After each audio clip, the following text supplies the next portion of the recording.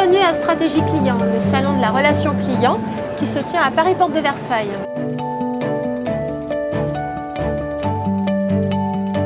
J'accueille un duo de choc composé d'Éric Dadian, président de l'AFRC, l'Association française de la relation client, et Karine Palacios, Chief Producteur Officer chez Vocalcom, fournisseur mondial de solutions de gestion de centres de contact et d'engagement client.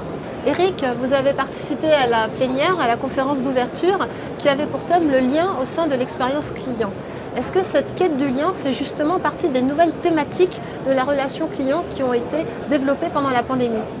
Oui, bien sûr. Alors, on connaît bien la FRC, on connaît bien ce salon, puisqu'on l'a créé en 98 et on a vu d'ailleurs cette évolution à travers des technologies différentes, passer d'un monde où on était sur des canaux très simples, c'était d'abord le physique et le téléphone, et petit à petit, on a vu 4 à 8 canaux évoluer.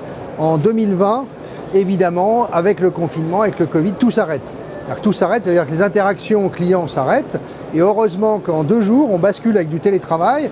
Donc des dizaines de milliers de salariés qui n'aimaient pas le télétravail ont basculé pour essayer justement de faire vivre la population française, l'informer, passer des commandes, livrer les gens chez eux pour se nourrir, etc.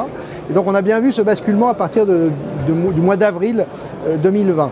S'il n'y avait pas eu de digital, s'il n'y avait pas eu de technologie, on pense que l'économie française se serait arrêtée. Donc là, l'expérience client et la relation client a pris tout son sens. Et nous, on a traité ce thème du lien, parce que comment garder le lien avec ses clients, avec ses salariés, dans cette période difficile. Des canaux supplémentaires sont venus un petit peu enrichir ces interactions. On pense aux réseaux sociaux, qui ont inversé le sens de la relation client à partir de 2007, parce que le client a pris le pouvoir sur la marque pour pouvoir interagir avec lui. Et puis ce qu'on a vu arriver, c'est l'intelligence artificielle à partir de 2017, où là, des bots sont venus aussi renforcer un petit peu ce genre d'interaction pour pouvoir laisser à l'humain, parce que nous, on croit beaucoup à cette hybridation entre le digital et l'autonomie laissée au client, jusqu'à passer le flambeau, je dirais, à l'humain, qui lui vient rassurer, apporter son émotion, son empathie, etc. Donc on voit bien qu'on combine tout. Mais avant tout, on est persuadé que l'expérience client et la relation client devient une discipline reconnue par les entreprises, un outil stratégique pour connaître, pour satisfaire et pour fidéliser sa clientèle. Sans expérience client, et on l'a vu tout à l'heure à la plénière, les entreprises disparaîtront. Moi, je dis ça très fortement. Donc on voit bien que c'est un vrai sujet et que c'est une vraie tendance. Éric, la technologie aidant, on voit apparaître de nouvelles solutions dites omnicanales qui utilisent notamment l'intelligence artificielle. Est-ce que vous pouvez revenir sur ces nouvelles solutions dont disposent les marques aujourd'hui pour intervenir auprès de leurs clients ? Alors je vous disais tout à l'heure, l'omnicanalité aujourd'hui, on va pas se mentir, les marques n'arrivent pas à avoir des parcours fluides sur tous les canaux. Vous allez sur un site internet, vous passez en boutique et ensuite vous allez utiliser le centre de relation client, l'information ne circule pas. On voit bien qu'on n'est pas reconnu de la même façon.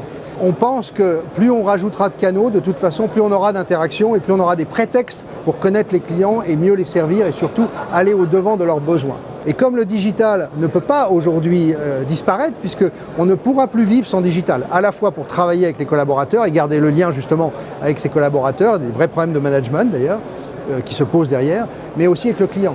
Les clients iront peut-être moins en boutique, donc ils utiliseront beaucoup plus la relation client à distance à travers tous les canaux. Donc plus de canaux, plus d'interactions, avec de la fluidité du parcours pour essayer d'être le plus possible homogène. C'est ça que veut aujourd'hui un client, c'est qu'on le reconnaisse et qu'on arrive à aller au-devant de ses besoins pour mieux le servir.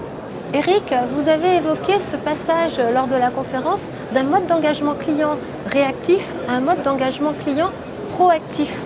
Est-ce que vous pouvez revenir en détail sur ce nouveau changement dans la relation client ?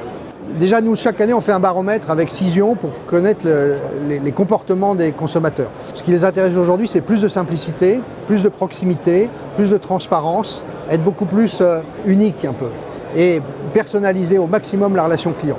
Donc ça, on ne pourra pas revenir dessus. Si les marques n'ont pas compris, elles perdront par rapport à ces valeurs qui sont incarnées et plébiscitées par les consommateurs. Même chose des salariés, les collaborateurs ont les mêmes valeurs.